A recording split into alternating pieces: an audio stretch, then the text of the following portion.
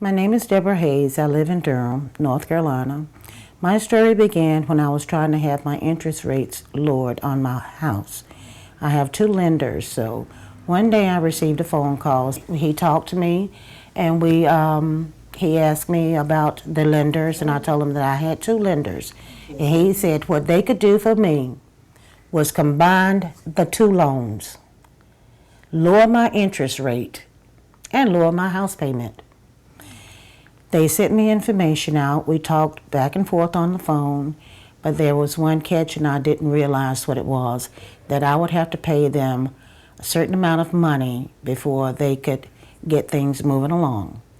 I was also told at that time that I did not need to make any house payments.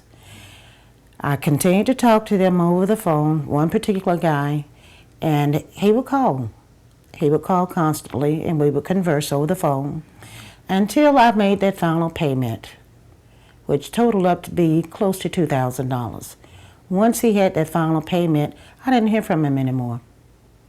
I called, I would get an answering machine. They would tell me that they had nothing to do with the company, that they were just answering the phones.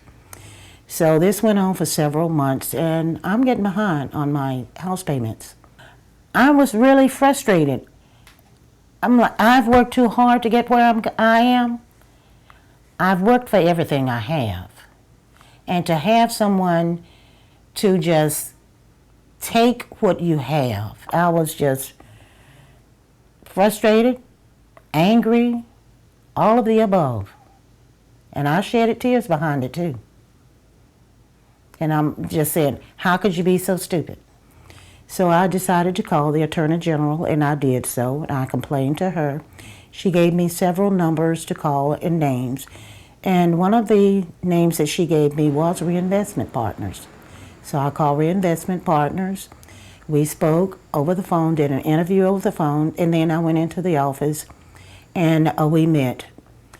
And we filled out papers. She told me what they could do for me, and as far as lowering the interest rates, and possibly doing something about the people who had scammed me.